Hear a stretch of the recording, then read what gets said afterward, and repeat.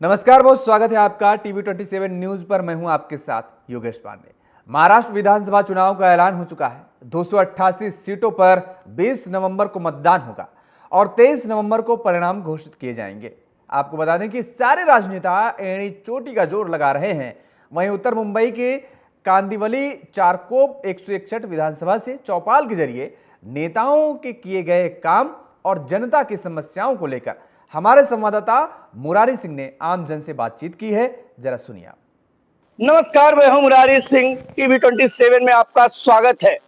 महाराष्ट्र के महासंग्राम में विधानसभा चुनाव को लेकर मैं चारकोप कांदिवली विधानसभा में हूं। यहां पर बीजेपी के विधायक योगेश सागर हैं और समय समय पर राजनीतिक तेवर भी देखने के लिए मिले हैं। हमारे साथ महाराष्ट्र नवनिर्माण सेना के कार्यकर्ता पदाधिकारी, भारतीय जनता पार्टी के पदाधिकारी, समाजवादी पार्टी के पदाधिकारी, कांग्रेस के हमारे साथ पदाधिकारी मौजूद हैं। हम इनसे चर्चा करेंगे कि महाराष्ट्र में विधानसभा चुनाव का ऐलान हो चुका है।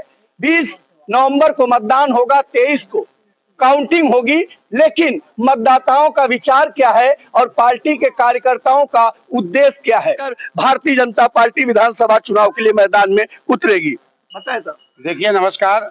भारतीय जनता पार्टी चुनाव के लिए तैयार है और विकास का मुद्दा लेके हम भारतीय जनता पार्टी चारकोप विधानसभा में जा रहे हैं, पूरे मुंबई में जा रहे हैं। और खास करके सबका साथ, सबका विकास, सबके प्रयास की वजह से जो आज भारतीय जनता पार्टी ने चारकोप विधानसभा में विकास किया है, उसको लेकर आप यहाँ देखें, स्लम के अंदर आज चारकोप विधानसभा के अंदर 60% झोपड़पट्टी है। और झोपड़पट्टियों में जो भी विशेष करके शौचालय का, रोड का, गली का, शिविर का, जितनी भी समस्या थी, ये सभी आप रोड भी जिस रोड पर आज खड़े हैं, देखिए इतना बढ़िया रोड, सारा चीज बना के भारतीय जनता पार्टी ने दिया है। सबको एक साथ में लेकर हम तैयार हैं विधानसभा में। मैं पार्टी से हटकर विधायक जी की भूमिका को जानना चाहता हूं कि योगेश सागर जी के नेतृत्व में कौन से ऐसे बड़े बड़े कार्य हैं जिसे आप जनता के बीच बताएंगे।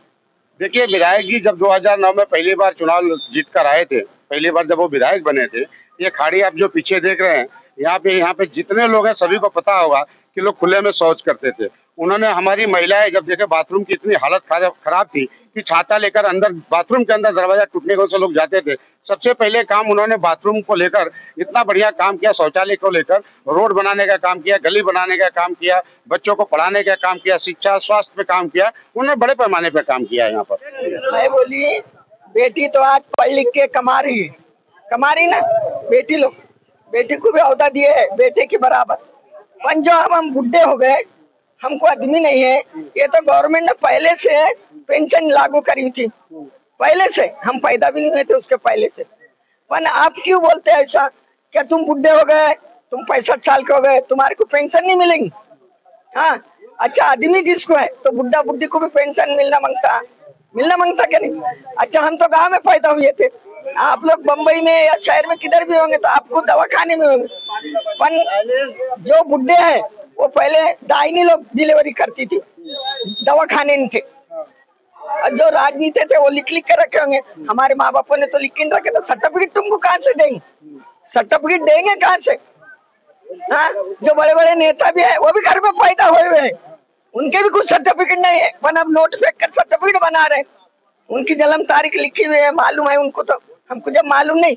आज मैं 65 साल की, मेरी विधवा पेंशन नहीं चालू है, ना मेरी उम्र के हिसाब से मेरा कुछ चालू नहीं।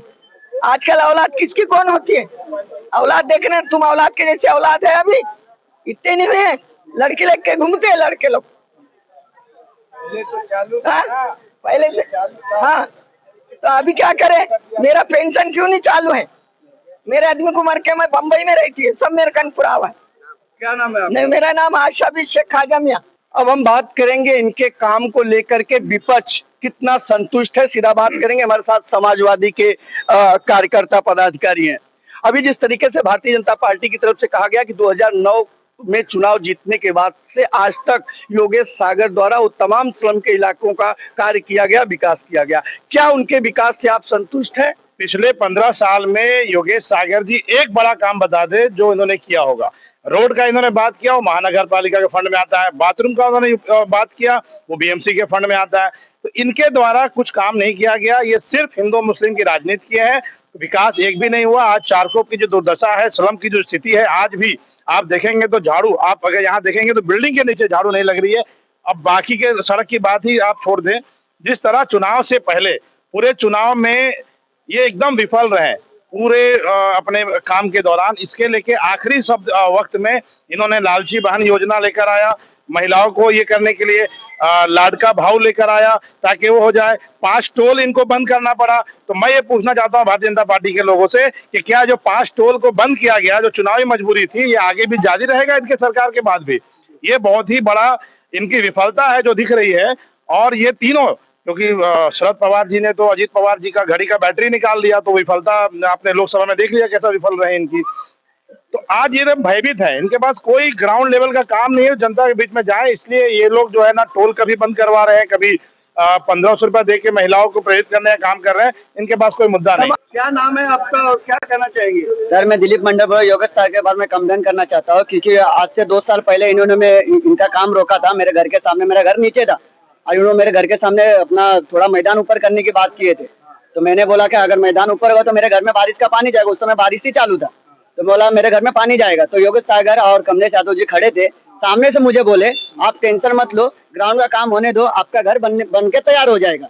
और मैंने बोला चलो जान भी बोले तो योगेश सागर खुद बोले और कमलेश यादव खुद बोले, तो मैं सोचा बन जाएगा। तो इसके बाद देखा आप 2 साल हो गए, आज तक मेरा घर ऐसे का ऐसा अभी तक बनाया ही नहीं, और हर साल पानी जाता है घर में। कोई योजना सिंधे की कोई योजना नहीं चलेगी। सपा के जो पदाधिकारी है, कार्यकर्ता, इनका साफ तौर पे कहना है कि यूपी जैसा हश्र महाराष्ट्र में भी होगा। हमारे साथ कांग्रेस के नेता हैं, इनसे जानने की कोशिश करेंगे। समय समय पर महाराष्ट्र की राजनीति में कांग्रेस इस समय एक बड़े भाई की भूमिका निभा रही है। क्या इंडिया गठबंधन पूरी तरह से तैयार है, और क्या अपने चारकोप विधानसभा में जो प्रत्याशी है उसके लिए आप लोगों का मुद्दा और एजेंडा क्या है?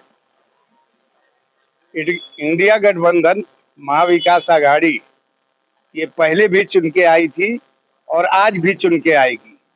ये तो लोगों की गलत तरीका था कि लोगों ने पैसा बांट करके विधायकों को तोड़ा, 50-50 खोखे विधायकों को दिए। इसके वजह से पार्टी को, विधायकों को खरीदा गया, इसके वजह से यह सरकार गिरा दी गई। बाकी आने वाले कल में कांग्रेस पार्टी अपने सहयोगियों के साथ सरकार बनाने जा रही है। क्या कहेंगे यहाँ के विधायक योगेश सागर की भूमिका? जिस तरीके से बीजेपी ने कहा कि यहाँ के जितने भी कार्य थे, स्लम इलाका होने की वजह से, चाहे गटर नाले रोड हो, हर काम को उन्होंने बड़े ही अच्छे तरीके से किया है। क्या कहना चाहेंगे और क्यों हर बार आपके उम्मीदवार फेल होते हैं? देखिए, बीजेपी का जहाँ तक सवाल है, इन्होंने हमेशा हिंदू मुस्लिम की राजनीति किया है। हमारे विधायक जी जो है उनको गरीबों से बहुत एलर्जी रहती है। कभी रिक्शा का हवा खोल देंगे, कभी जो धंधे वाले खुमचे वाले बेचारे हैं रोड पे, उनको धंधा नहीं लगाने देंगे। ये लोग का स्टैंड यही है, इनको लड़ाओ, आपस में फूट करो, राज करो, इनका काम वही है। और जहाँ तक विधायक जी का सवाल है, हमने कोई बड़ा काम नहीं देखा है। ये ग्राउंड का, हमारे सांसद हुआ करते थे उस टाइम, ये ग्राउंड का तामझाम किए थे उन्होंने। ठीक है, सरकार इनकी तामझाम भाई, अब इन्होंने तोड़ा फोड़ा जैसे भी किया, आप लोग सब जानते, पब्लिक जानती है।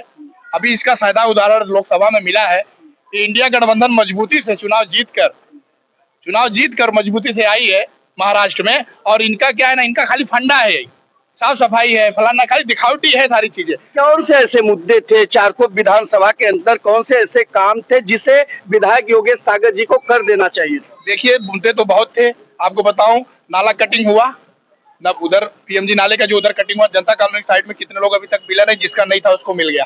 क्या हुआ, क्या इंक्वायरी हुआ? सीवर लाइन पड़ा, दोबारा खोद गो, सीवर बोलते हैं मैंने काम किया, सीवर लाइन पड़ा, दोबारा सीवर लाइन खोद के फिर वापस। कितना बड़ा ये लोग घोटाला कर रहे हैं। बीएमसी का चुनाव 3 साल से नहीं हो रहा है, इस सरकार की विफलता ही है ना, कि 3 साल से बीएमसी का चुनाव नहीं करा पा रही है। इससे बड़ी विफलता सरकार की और क्या हो सकती है? हमारे साथ महाराष्ट्र नवनिर्माण सेना भी है, और महाराष्ट्र की राजनीति में मनसे के बिना, जिस तरीके से कहते हैं कि दाल में जीरा ना हो, उसी तरीके से महाराष्ट्र की राजनीति में अगर मनसे की एंट्री ना हो तो राजनीति नहीं। क्या भूमिका है इस चुनाव में लेकर, खास करके अगर चारकोप विधानसभा की बात करें तो? चारकोप विधानसभा में हम दिनेश भाई हमारे खड़े हैं और वो बड़े ही लीड से जीतेंगे इस बार, ये हमारा विश्वास है। क्यों लोगों ने बीजेपी से विश्वास उठ चुका है उनका। क्यों 5 साल में जो राजनीति हुई है महाराष्ट्र में, उसमें सभी पक्ष के लोगों ने सत्ता हासिल की है। एमएनए से एकमात्र ऐसा पक्ष था जो कीचड़ वाली राजनीति में नहीं था। तो उसके लिए सभी लोगों का महाराष्ट्र नवनिर्माण सेना पक्ष में विश्वास है और बड़ी मात्रा में वोट देके दिनेश भाई को जिताएंगे और सरकार में बैठेंगे। इस बार। क्या मुद्दा होगा चुनाव के बीच? अगर कहें तो भारतीय जनता पार्टी सत्ता में है, सहयोगी शिंदे और अजित पवार उनके साथ में है, वहीं महाविकास आघाड़ी अपने गठबंधन के साथ चल रही है, महाराष्ट्र नवनिर्माण सेना अकेली मैदान में उतर रही है। क्या मुद्दा है, क्या एजेंडा है आपके मैदान में उतरने का? मैदान में उतरने का सबसे बड़ा मुद्दा है विकास। जो विकास इनकी सरकार में नहीं हुआ, जो विकास इनके आज बीच ही में हमारे ये पीछे आप ग्राउंड देख रहे हैं, ये मैदान के लिए अर्जी किया हुआ था, गोपाल शेट्टी जी को दिया गया था, मगर वो अर्जी कुछ यहाँ के कुछ नेताओं ने किसी को श्रेय ना मिले करके कैंसिल कर दिया गया। तो इस तरह के मुद्दे हैं काफी, और स्लम में तो काफी मुद्दे होते हैं, आप तो जानते हो। और विकास का, महाराष्ट्र नवनिर्माण का सेना, ये विकास का सबसे बड़ा मुद्दा है। आप क्या कहना चाहोगे, यहाँ के विधायक से कितना संतुष्ट हो उनके कार्य से आप? विधायक जी बाथरूम तो बनाते, बराबर बोले साहब जी, हमारे बाथरूम तो बनाते, लेकिन उसके बाद देखते ही नहीं। मैं विनती करूंगा, ये बाइट होने के बाद, यहाँ पे बाजू में एक बाथरूम है, यहाँ पे हमारी माता भगिनी सोच करने जा नहीं सकती, इतनी गंदगी है, भरा हुआ है, सड़ा हुआ है, सब पानी बाहर आ रहा है, बाथरूम सब बाहर निकल रहा है। उसके बाद बहुत जन ने, हमारे सदस्यों ने, उपशाखाध्यक्ष जी ने कंप्लेंट डालने के बावजूद भी ध्यान नहीं दिया गया। और विधायक जी का ऐसा एक फॉर्मूला है, जहाँ बीजेपी के कार्यकर्ता है ना, वही गली बनती है, वही कैमरा लगता है, बाकी जगह हमारे वोटर नहीं है, तो हम क्यों उनका काम करें? सर, सबसे पहले आप अपना नाम बताइए और क्या समस्या है वो बताइए। माझं नाव रवींद्र गणपत चव्हाण, राहणार संजय नगर, शिवसेना मैदान। मैं आपकी ये बीजेपी का पोल खोल रहा हूँ, ताकि ये जो आपने पहला क्वेश्चन पूछा, सवाल पूछा, तो बीजेपी का कोई प्रवक्ता था, उन्होंने बड़ी बड़ी यहाँ पे बातें की है, लेकिन आज अपन सब जो जितना इधर पब्लिक है, यहाँ पे स्थानिक बोलेगा तो सिर्फ कोली लोग है। अब अपन आए सब कमाने धमाने के लिए, लेकिन आज बीजेपी जब से आई है तब से महाराष्ट्र में कोई कंपनी, मैं विरोध इसके लिए करता हूं, हम लोग ये जनता सब पूरा विरोध क्यों कर रहा है? जब बच्चे हमारे यहाँ पे पढ़ रहे, लिख रहे, इनको कामगार कभी आज चलो रोजी रोटी दे नहीं सकते, खाली भूल भुलैया। सबको मालूम है, लाडली बहन के नाम पे लोगों को मतदान करने के लिए ये खाली बस एक मुद्दा है, इनका चुनावी मुद्दा है, जुमला है। कोर्ट ने उनको बैन लगाया है। हर इंसान के ऊपर, हर पब्लिक के ऊपर आज महाराष्ट्र में कर्जा एक आदमी के ऊपर 70,000 रुपए है, तो घर में 4 व्यक्ति है, तो कितना हो गया? तो इसके लिए महाराष्ट्र गवर्नमेंट है खाली लूटने का, लोगों को चूता बनाने का, और अपना खाली झोली भर के मतदान पाके फिर वापस सत्ते में कैसा आएगा। लेकिन लोग उद्धव ठाकरे वो जो बोलते हैं वो वैसा करते हैं। वो महाराष्ट्र में कैसे भी हो, कुछ भी हो, हर टाइम में पब्लिक के सामने ना वो रहेंगे तो ना झगड़ा रहेगा, ना कुछ भी रहेगा। इतना सभ्य व्यक्ति आपको एक बीजेपी के पार्टी को कोई मिलेगा ना। आज उनका इतिहास आप देखेंगे बीजेपी का, हर राज्य में जब इनका कभी जहां से सत्ता नहीं रहेगा तो सेकंड पार्टी के पास दोस्ती करते हैं और उनके पेट में छुरा उपस्थित है बाद में। यही इनका कर्म है, हमेशा यही करते आए हैं अपना कुर्सी पाने के लिए। ये बीजेपी वाले जो अपने बीजेपी के पहले जो जिसने सही में जो कार्यकर्ता लोग ने अपना अनुमूल्य वोट, अपना खून बहाया, उस पार्टी में उनको कभी टिकट, और ये ना जो बाहर के जो चोरी किए उनको हर, चाहे राष्ट्रवादी हो, कांग्रेस हो, चाहे कौन सा भी पार्टी हो, उनको डायरेक्ट मंत्री बना के उनको ये करते। तो ये क्या चल रहा है इनके राज्य में, क्या चल रहा है महाराष्ट्र में, क्या चल रहा है? ये आम पब्लिक सब कुछ देख रहे हैं। आज हम लोग का मराठा समाज के लिए न्याय नहीं देख सकते। छत्रपति शिवाजी महाराज का नाम लेके कसम लेते हैं, वो भी हमारे समाज के है, लेकिन समाज के होने के बावजूद वो समाज को न्याय नहीं दे सकता है। इसके लिए मैं बोलता हूँ कि ये सब चुनावी मामला है ये लोग का। और हमारे रत्नागिरी जिले में, सिंधुदुर्ग जिले में, कोकण में छत्रपति शिवाजी महाराज का हर ये व्यक्ति अपना हिंदुस्तान का आइडल बोलेगा तो कौन है? छत्रपति शिवाजी महाराज है। उनका इसमें बड़ा घोटाला कर दिए, और इतना पैसा खर्चा करने के बाद में आज हमारा जान से भी प्यारा छत्रपति शिवाजी महाराज का पुतला गिर गया। तो क्या इन लोग को चल रहा है? तो भ्रष्टाचार कहाँ है? भ्रष्टाचार सबसे बड़ा बोलेंगे तो यही लोग है। लोगों को खाली ये चुनावी मामला में, उसके बाद में देखो जैसा आप मीडिया वाले ही ये बताते हैं कि कितना सीट हरियाणा में आने वाला है, कितना सीट महाराष्ट्र में आने वाला है। एक मीडिया झूठ बोल सकते हैं, 2 मीडिया झूठ सकते हैं, लेकिन आप लोग को भी मालूम है, लेकिन सबको डर पैदा है। अगर मैं बोलूं तो मेरे पीछे मोदी जी पीछे लग जाएंगे और हमको जेल के साला के पीछे लगाएंगे। यही ये सब चल रहा है, इसके लिए डर है, लेकिन पब्लिक डर नहीं रही है। पब्लिक के दिल में है, पब्लिक के दिल में है। कब ये टाइम आ गया है, दूध का दूध और पानी का पानी। जय हिंद, जय महाराष्ट्र। एक बड़ा सवाल है, सीधा भारतीय जनता पार्टी के उन कार्यकर्ताओं से जानेंगे जितने आरोप लगे हैं, चाहे सपा ने लगाए हैं या कांग्रेस ने लगाए या फिर महाराष्ट्र नवनिर्माण सेना ने लगाया है। सबसे पहले आपसे जानना चाहेंगे, आपने सुना कि समाजवादी सहित कांग्रेस और महाराष्ट्र नवनिर्माण सेना ने कई गंभीर आरोप विधायक योगेश सागर के ऊपर लगाए हैं, क्या सफाई देना चाहेंगे? देखिए, विपक्ष को तो बोलना ही चाहिए ना। विपक्ष बोलेगा नहीं तो उसके पास है क्या? अगर 3-3 बार कोई विधायक जीत के आ रहा है, चौथे बार दावा कर रहा है, तो बिना काम किए जीत के आ रहा है। आप बगल में देखिए, गार्डन बनाने से लेकर महिला कल्याण केंद्र आप देख रहे हैं ना, महिलाओं को ये पूरे वार्ड में, और हिंदुस्तान से नाका से लगा के आप ये नाके तक चले जाइए। इसके पहले ना कोई मैदान था, ना कोई सामाजिक संस्था कोई बैठने के लिए था। हम लोगों ने तो गणपति पंडालों में, आमदार साहब ने जाके देखिए, एकता बॉयज हो गया, यहाँ पे संतोषी माता मंदिर के पास हो गया, संजय नगर मैदान में चले सर्वोदय मित्र मंडल हो गया, शिवसेना मैदान जिसे हम शिवसेना मैदान संजय नगर करते हैं, उसका ब्यूटिफिकेशन करके वहाँ कितना बढ़िया सज्जा बनाया है। हम लोगों ने सारा चीज काम करने के, जितना आज तक कोई एक आदमी अगर ये बता दे कि हम आमदार योगेश सागर के पास गए हैं और मेरा काम नहीं हुआ है, मेरे पास ये पत्र पड़ा है, तो मैं उसका जवाब अभी महाराष्ट्र नवनिर्माण सेना ने जैसे कहा कि सिर्फ भारतीय जनता पार्टी के मतदाता जहाँ रहते हैं वहाँ काम होता है, क्या कहना चाहेंगे? देखिए, माननीय योगेश सागर जी ने पूरे इस विधानसभा के चौमुखी विकास किया है, और किसी भी माने पे आप जाइएगा, हर स्तर से अगर किसी ने कैमरा का डिमांड किया होगा, किसी ने रोड बनाने का डिमांड किया, शौचालय बनाने का डिमांड किया, चाहे छात्रों की पढ़ाई लिखाई पढ़ाई कुछ भी काम लेके कोई भी आया होगा, सारा काम माननीय आमदार योगेश सागर जी ने किया होगा। और आपको याद होगा कि ये झोपड़पट्टी होने के बाद 95 में जब भारतीय जनता पार्टी की सरकार आई थी, तो इनका सबसे पहले 95 पे अगर किसी ने पुरावा करके दिलाया तो बीजेपी सरकार ने दिया। आज 2011 तक का भी हक मिला तो भारतीय जनता पार्टी की सरकार ने किया। आज स्लम में रहने वाले जो हमारे उत्तर भारतीय समाज है, सारे जो लोग हैं, सभी के साथ मिलकर एक साथ मिलकर हम लोगों ने काम किया। सीधा एक सवाल है कि अगर भारतीय जनता पार्टी ने 2011 तक के झोपड़ों को पात्र किया है, तो ठीक मेरे पीछे झोपड़पट्टी पुनर्वसन योजना के तहत 17 से 18 सालों से इन इलाकों में जो बिल्डर के मसले हैं, आखिर वो कब और कैसे सुलझेंगे? देखिए, इसमें सोसाइटी का भी मसले हैं, कोर्ट में कुछ मसले चल रहे हैं, इसकी वजह से रुका है। बाकी पार्टी की तरफ से कोई भी मसले ना, कहीं आपने देखा होगा पेपर में कल भी कि जो पुराने जितने भी ऐसे मसले थे, सरकार ने इसको निरस्त किया और सरकार ने अपने हाथ में लेकर इनको पुनर्विकास करने के लिए अपने हाथ में लिया हुआ है। हमारे साथ बीजेपी के नेता थे, साफ तौर पर इनका कहना था कि विपक्ष का काम है मौजूदा सरकार पर आरोप लगाना, लेकिन हमने काम किया है। कई जगह का इन्होंने कार्य अपने काम को गिनाए हैं। हमारे साथ आर्यन दुबे जी हैं, काफी पुराना राजनीति से आपका ताल्लुकात है, जमीनी स्तर पर आप चारकोप विधानसभा को बड़े ही बारीकी से परखते हैं, जांचते हैं। विधायक जी को कौन से ऐसे काम थे जो उन्हें इन 5 सालों में पूरा करना चाहिए था और उससे यहाँ की जनता को काफी आराम मिलता, काफी उनका कार्य आगे बढ़ता? विधायक जी से, योगेश भाई सागर से उनका तीसरा टर्म, और एक ही बार हमारे साथियों ने कहा कि पूरे विधानसभा में कोई एक शौचालय बना जो उन्होंने मतलब यहाँ से अपने फंड से नया संडास बनाया। कोई भी संडास जहाँ पे है, चाहे वो चारकोप हो, चाहे वो स्लम एरिया हो या पटेल नगर हो, जो उन्होंने अपने की ये नया शौचालय बना के मैंने दिया।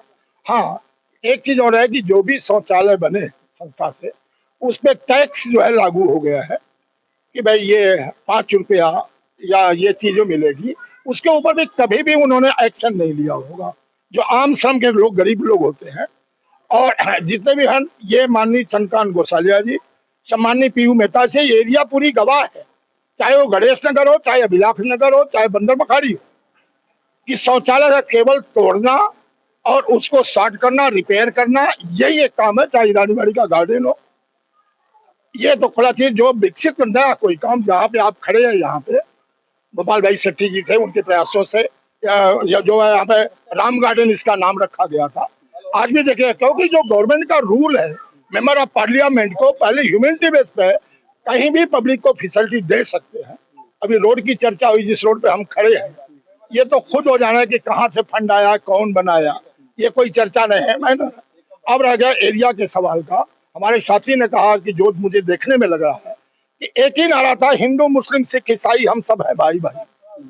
ये कौन सा रीजन आ जाता है कि जब भी चुनाव आता है तो एक एजेंडा चालू हो जाता है किसी भी बीजेपी का, हाई लेवल से लेकर के और ले लेवल के नेताओं का। देखिए, उनके अंदर में सिर्फ एक ही हिंदू मुस्लिम यही दो ही शब्द आएगा, बाकी कुछ भी नहीं आएगा, क्योंकि ये उनका एजेंडा जो बना लिया है। और हम लोगों का एजेंडा, पार्टी भले हार हुई है, कुर्सी भी चली गई है, सत्ता भी है, लेकिन एजेंडा कभी नहीं छूटा है। अगर ये लोग काम नहीं करते हैं, पुरानी कांग्रेस पार्टी- काम नहीं करते हैं, 3 बार से चुनाव कैसे जीत के आते हैं? मैं- किस तरीके की धांधली होती है, हाँ। किस तरीके की धांधली करते हैं लोग यहाँ चुनाव में, आखिर क्यों जीत जाते हैं? जिस तरह से चर्चाएं होती है, इतिहास बदल दूंगा, इतिहास बदल दूंगा। आज यहाँ पे इतने लोग खड़े हैं, मैं थोड़ी सी मुरारी भाई में कह रहा हूँ, कोई इसमें से खड़ा होकर अगर बता दे, अपने बाप से नहीं कहता है तुमने क्या किया, वही स्थिति कांग्रेस की है जिसने देश को आजादी दिलाई, जिसने कुर्बानी दी, लेकिन राजनीति की ऐसी परिभाषा है तुमने क्या किया। जन सेवा में कांग्रेस का नाम, कितने लोग हुए। आज मैं कहता हूं कि मेरी पार्टी के लोग कितने उसमें चले गए, वो आज महान बीजेपी वाले हो गए हैं, महान सत्ताधारी हो गए सोशल, जबकि उनकी माँ बाप कांग्रेस थी, जड़ वहीं पे थी। ये कौन सी पॉलिटिक्स है? पार्टी चलती है अपने एजेंडे के ऊपर, अपने वसूलों के ऊपर, न उनका एजेंडा कोई है न उनका कोई वसूल है। मतलब सिर्फ एक सत्ता किसी न किसी तरह से हमको आए, और जनता आज भी भोग रही है महंगाई से, क्योंकि उस मुद्दे पर बात नहीं होगी। जनता खड़ी है, पूछ ले किसी भी मार्केट में क्या चल रहा है, कहना कुछ और, थोड़ा गुमराह हो जाते हैं। जैसे बच्चे को चॉकलेट खिलाते हैं, आज जो है लाडली बहन योजना चालू हुई, एक ही पद्धति के अंदर में कितनी योजनाएं आ रही। अगर सत्ता के काम किए होते तो शायद ये बीजेपी वालों का डर नहीं जाता। आज तो डर की वजह से सब कह रहे हैं कि सत्ता हमारी जा सकती है, और अब जो है हमारे शिंदे साहब जो सीएम है वो तमाम प्रकार की योजनाएं 1 महीने में लागू कर रहे हैं। लाडली बहन योजना इस चुनाव का अहम मुद्दा विपक्ष बना रहे, कहना गलत नहीं होगा, क्योंकि समाजवादी पार्टी से लेकर के महाराष्ट्र नवनिर्माण सेना हो या कांग्रेस हो, खुले तौर पर सप्ताह भर के भीतर टोल माफ होना, 2 महीने से पहले लाडली बहन योजना लाना, इन योजनाओं को ही विपक्ष चुनावी डर बता रहा है। हमारे साथ फिर बीजेपी से ही बात करेंगे। सर, आपका टोल माफ करना, लाडली बहन योजना, एक चुनावी मुखौटा बता रही है कांग्रेस और सपा। देखिए, मैं एक बार फिर बोलता हूँ कि विपक्ष का कुछ मुद्दा रहने गया बोलने के लिए, तो बोलने के लिए कुछ तो चाहिए। हरियाणा आपको याद है कि नहीं याद है? मध्य प्रदेश याद है कि नहीं याद है? क्या क्या बोला गया, लेकिन आखिर में क्या हुआ सबने देखा। क्योंकि भारतीय जनता पार्टी हमेशा जनता के हित में काम करती है। टोल की जो बात है, माननीय विधायक योगेश सागर जी ने विधानसभा में मुद्दा उठाया था, जो आज टोल बंद हुआ है। आप अभी बोल रहे थे ना महिला कल्याण केंद्र, किसके लिए है? मैं गिना सकता हूँ, मेरे पास इसका लिखित जवाब है। 4 मुसलमान भाइयों की बेटियों का शादी मैं इसी महिला कल्याण केंद्र में कराया। लेकिन 40 तो हिंदुओं का कराए हैं। कराए, जो आएगा सबका कराएगा ना। हम तो सबका साथ सबका विकास कर रहे हैं ना, सभी के लिए कर रहा हूँ। लेकिन मेरी बात सुनिए, आज अभी दुबे जी हमारे बोल रहे थे कि गोसालिया जी का नाम ले रहे थे, मेहता साहब का नाम ले रहे हैं। ये पहली बार योगेश सागर ऐसा विधायक है जो इस स्लम के अंदर अपना ऑफिस डाल के बैठता है। इसके पहले कोई भी विधायक बता दे कि भारतीय जनता पार्टी के अलावा कोई दूसरा विधायक आकर यहाँ पर ऑफिस डालकर और किसी ने जनता का सुनने का काम किया हो। हर मंगलवार, हर शुक्रवार को आकर माननीय विधायक योगेश सागर जी यहाँ बैठकर जनता की सुनवाई करते हैं, जनता दरबार लगाते हैं और सभी का सेवा करते हैं। वो जी, हम एक बार दोबारा इस महिला आधार भवन पे आते हैं। किस तरीके के आरोप लगा रहे हैं कि नहीं, आपको दूसरी पार्टियों को कार्यक्रम करने को नहीं दिया जाता है, क्या जवाब देंगे? अगर एक आदमी कोई है मेरे से अगर किया होगा इसका कंटेक्ट इस बारे में तो बताएं। हमने सबके लिए, आपने मेरे से किया, मैं नहीं दिया है क्या? अभी राष्ट्रीय चौहान संघ के लिए यहाँ पे एक मीटिंग लगा था, उनको हम लोगों ने किया था। देखिए, पार्टी लेवल का कार्यक्रम है, पार्टी लेवल का कार्यक्रम करिए, सभी के लिए है, लेकिन हमने कराया है और किसी के पैसे के लिए नहीं। लेकिन कुछ व्यवस्था ऐसी होती है, उसका लाइट बिल, उसका साफ सफाई के लिए कुछ तो देना पड़ता है ना। अभी बस्ती में शौचालय के लिए बोलते पैसा का वसूली हो गया, अगर उसमें जो बाथरूम करने जाते हो तो डब्बा निकाल के लेके चले जाते हैं, लेकिन उसको भी झाड़ू नहीं लगेगा, एसिड नहीं पड़ेगा, साफ सफाई नहीं होगा, तो करेगा कौन? तो क्या जनता मतलब ये सुलभ शौचालय का जो मुद्दा है, जनता के ही पैसे से शौचालय चलेगा सरकार के पास? देखिए, 2 रुपया 4 रुपया कोई बड़ी बात नहीं है। जनता उसका यूज करती है तो जनता उसको साफ सफाई भी रखती है कि हमारे लिए कितना बढ़िया व्यवस्था होना चाहिए। और खास करके लाडली बहना के बारे में बताना चाहता हूँ। मैं अभी ये एकता नगर में पिछली बार जाके हम लोगों ने लाडली बहना से हम लोगों ने मिला था, और उसमें मुसलमान परिवार भी था। इतना वो लोग खुश थे कि बताइए, एक रिक्शा ड्राइवर की औरत थी, उनको लाडली बहना का 7,500 रुपया आया। हमारे एक आदमी ने पूछा आपने उस पैसे को क्या किया? उन्होंने बोला मेरे पति का हार्ट का तकलीफ हो गया था, उस समय नहीं मिलता, और मैं भी बीमार थी तो मेरा दवा नहीं हो पाता था, शायद अगर वो पैसा नहीं मिलता तो उनको कर्जा लेना पड़ता। आखिरी सवाल, लाडली बहन योजना क्या चुनाव के बाद भी चलेगी? बिल्कुल 100% 100% चलेगी। यही देखिए, भारतीय जनता पार्टी शिंदे जी की नेतृत्व में जब सरकार आएगी तो ये पूरे 5 साल चलेगी, और जब जब भारतीय जनता पार्टी सरकार में रहेगी आजीवन चलते रहेगी। लेकिन उबाटा जिस दिन सरकार में आई, ये लाडली बहना बंद करने का काम ये लोग कर रहे हैं। इसके लिए हम आपको बता दें, सीधा उबाटा का नाम आया है और महाराष्ट्र की राजनीति में इस समय उद्धव बाला साहब ठाकरे चर्चा का विषय बने हैं, क्योंकि मौजूदा सरकार की नींद हराम है। हमारे साथ सीधा उद्धव ठाकरे के कार्यकर्ता, महाराष्ट्र विधानसभा में चारकोप विधानसभा के जो विधायक योगेश सागर है, उससे आप, उनके कामों से आप कितना संतुष्ट हैं? एक्चुअली योगेश सागर को हम पहचानता ही नहीं। योगेश सागर कौन है ये पहचानता ही नहीं कि ये वार्ड में योगेश सागर आज तक किसी ने देखा भी नहीं कि योगेश सागर ये वार्ड का ये चारकोप विधानसभा का विधायक है करके, आमदार है करके। अभी तक उसने किसने देखा नहीं। ये आम पब्लिक को पूछो, ये बीजेपी वालों को भी बकते रहेंगे, बोलते रहेंगे, उसका मतलब क्या है। आज देखो, आज महाराष्ट्र में, मुंबई में, पूरा महाराष्ट्र में उद्धव बाला ठाकरे ने कोरोना के टाइम में क्या मदद किया, लोगों को क्या काम किया, वो पब्लिक, हम पब्लिक बता रहे। हमारे मुस्लिम बंधुओं को पूछो, हर जात का लोगों को पूछो, क्या कैसा काम किया, कैसा नहीं। आज क्या है, ये एकनाथ शिंदे जो है ना, मिंदेगढ़, ये बीजेपी के साथ जुड़ के ये सब एक नंबर चोर लोग है। ये लोग चोर लोग है। लेकिन ये तो कहते हैं, शिंदे बुक कहते हैं कि हम राम भक्त हैं, हमने हिंदुत्व को लेकर के फैसला लिया है। तो क्या उबाटा हिंदुत्व छोड़ दिया है? तो हिंदुत्व उन्होंने क्या किया? अभी वो हिंदुत्व को है, हिंदुत्व को उसके साथ है उनको। आज हिंदुत्व का जो बात कर रहे हैं वो लोग, अब किसके साथ है वो लोग? राष्ट्रवादी कांग्रेस के साथी है ना, तो हिंदुत्व किधर गए वो लोग का? इधर खाली उबाटे को, उद्धव साहब को बोल रहा है कि हिंदुत्व छोड़ा, ये किया, वो किया। अरे पहला सुधर जाओ, उसके बाद दूसरे के ऊपर नाम रखो। क्या मुद्दा होगा इस चुनाव में, इस विधानसभा चुनाव में, खास करके उद्धव बाला साहब ठाकरे उबाटा के उम्मीदवारों का और उनकी पार्टी का एजेंडा क्या होगा? देखो, आम पब्लिक ये निर्णय लेने वाली है। पानी का पानी, दूध का दूध, पानी का पानी हम पब्लिक दिखाने वाले हैं ये टाइम पे। और ये टाइम पे देखो, उद्धव बाला साहब ठाकरे का सत्ता आने वाली है। आप देखो, इस चुनाव में उद्धव बाला साहब ठाकरे बड़े भाई की भूमिका में रहेंगे या फिर कांग्रेस के छोटे भाई बन? जरूर उद्धव साहब पहले से बड़े हैं।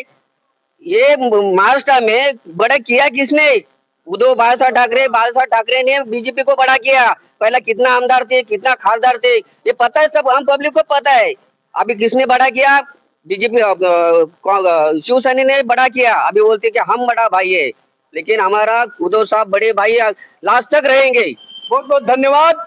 महाराष्ट्र के महाचौपाल में आपने देखा कि बीजेपी ने जो काम किया था उसे विपक्ष ने किस तरीके से नकारा है। समाजवादी से लेकर के कांग्रेस, महाराष्ट्र नवनिर्माण सेना से लेकर उबाटा के नेताओं ने साफ तौर पर कहा है कि महाराष्ट्र में जो सरकार है वह पूरी तरह से फेलियर है। वही बीजेपी की माने तो बीजेपी साफ तौर पर कह रही है कि महाराष्ट्र की गोर गरीब जनता के साथ सरकार खड़ी है। लाडली बहन योजना हो या टोलना का, इस चुनाव में मुद्दा गर्मा चुका है। टीवी 27 न्यूज के लिए मुंबई से मुरारी सिंह।